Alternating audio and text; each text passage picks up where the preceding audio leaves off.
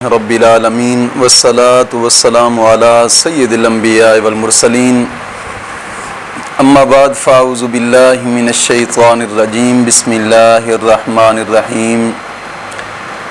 الف لام میم ذالک الکتاب لا ریب فیہ صدق اللہ مولانا العظیم وصدق رسولہ النبی الکریم الامین۔ سورۃ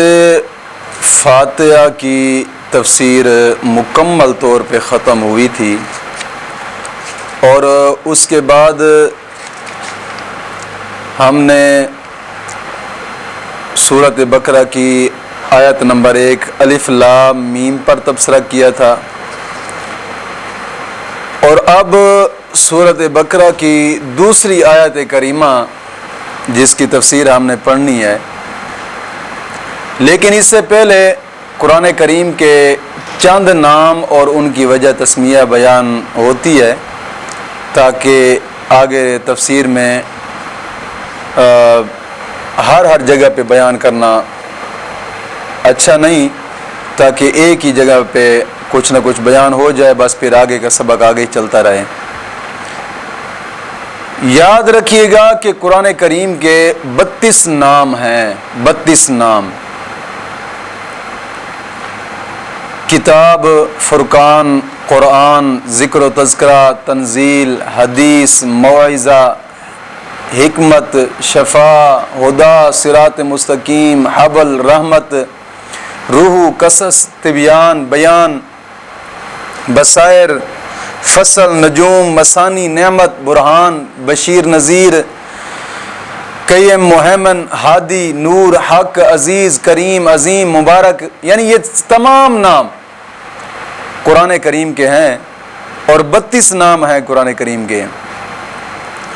اب ان 32 ناموں میں سے چند نام ایسے ہیں کہ جن کی وجہ تسمیہ بیان ہوتی ہے۔ قرآن اور فرقان کے معنی اور ان کی وجہ تسمیہ تو ہم پہلے بیان کر چکے ہیں۔ اب کتاب کے معنی پہلے بھی بیان کر دیے ہیں جب الف لام میم کا سبق پڑھایا تھا۔ اب یہاں ذکر اور تذکرہ، اس کا معنی ہوتا ہے یاد دلانا، کیونکہ یہ قرآن کریم اللہ اور اس کی نعمتوں کو یاد دلاتا ہے اور میثاق کے وعدہ کو یاد کراتا ہے، اس لیے اس کا نام ذکر اور تذکرہ بھی ہے۔ اور ایک نام اس کا تنزیل ہے۔ تنزیل کا معنی ہوتا ہے اتاری ہوئی کتاب، یہ رب تعالیٰ کی طرف سے اتاری گئی ہے، اس لیے اس کو تنزیل بھی کہا جاتا ہے۔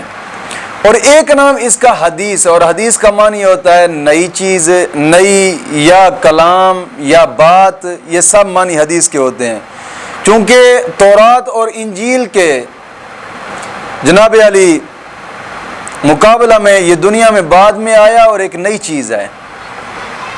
اس لیے اس کو نیا بھی کہا جاتا ہے، اور جناب علی پڑھا بھی اترا، یہ سب ہوتا ہے اس میں۔ یعنی ایک بات یاد رکھیے گا کہ قرآن کریم جو ہے نا، پڑھا ہوا اترا ہے، لکھا ہوا نہیں اترا، پڑھا ہوا اترا ہے۔ اور جناب علی جو کتابیں ہیں وہ لکھی ہوئی اتری ہیں، اور یہ جناب علی پڑھا ہوا اترا ہے۔ اور ایک نام اس کا ہے موعظہ۔ موعظہ کے معنی ہوتے ہیں نصیحت۔ کتاب سب کو نصیحت کرنے والی ہے قرآن کریم، اس لیے اس کا نام موعظہ بھی ہے۔ اور ایک نام اس کا ہے حکمت، اور یاد رکھیے گا کہ حکمت حکم سے بنا ہے، اور اس کے معنی ہوتے ہیں مضبوط کرنا، لازم کرنا اور روکنا۔ تو یہ قرآن کریم مضبوط بھی ہے، اس میں کسی قسم کی کوئی تحریف نہ ہوئی ہے اور نہ ہو سکتی ہے، لفظی تعریف، اور کسی کتاب نے اس کو منسوخ بھی نہیں کیا،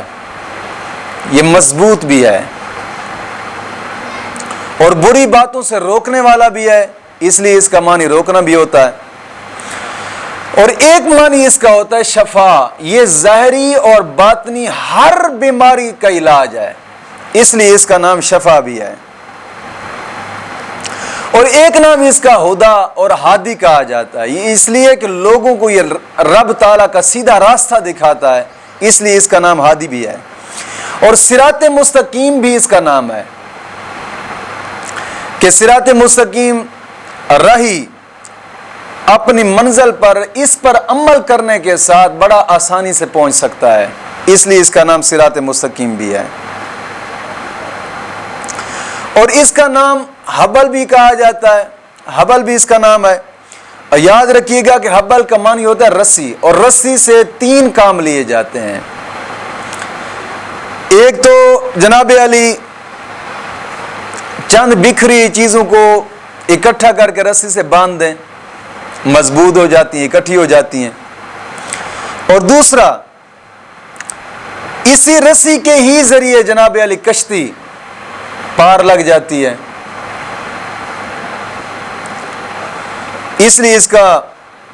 حبل بھی نام رکھا گیا ہے، کیونکہ قرآن کریم کے ذریعے مختلف لوگ ایسے ہیں کہ جو کہ ایک ہو گئے تھے، کہیں ذاتوں اور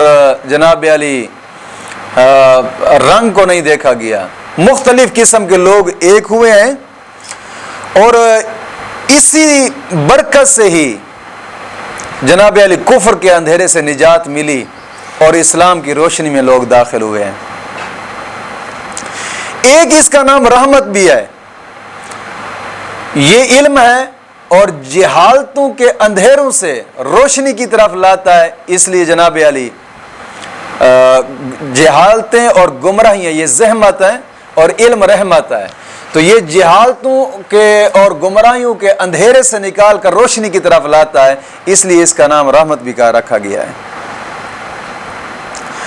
تو کئی اس کے نام ایسے ہیں جن کی وجہ تسمیہ آگے تفسیر کے ساتھ ساتھ ہی چلتی نظر آئے گی، میں نے یہاں چند بیان کیے ہیں۔ اور ایک اس کا نام عظیم بھی ہے، چلو یہ بھی بتاتا چلو۔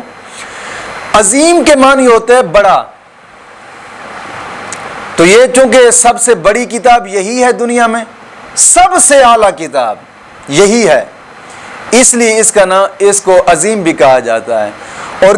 میں حیران ہوں کہ کتنی بڑی کتاب اور مفسرین کرام لکھتے ہیں، اور خود رب نے اس کو عظیم کہا ہے، اور اتنی بڑی اور اعلیٰ کتاب ہو کر گلیوں میں گندی نالیوں میں گندگی کے ڈھیروں پہ رول رہی ہوتی ہے، اور رولنے والے بھی ایسے لوگ جو کہ خود کو اپنے عاشق رسول کہتے ہیں، اور اسی قرآن کریم کا جناب علی دعویٰ بھی کرتے ہیں کہ جناب علی ہم عاشق رسول ہیں، ہم یہ ہیں، ہم وہ ہیں، لیکن رولتا ہوا میں نے دیکھا ہے۔ تو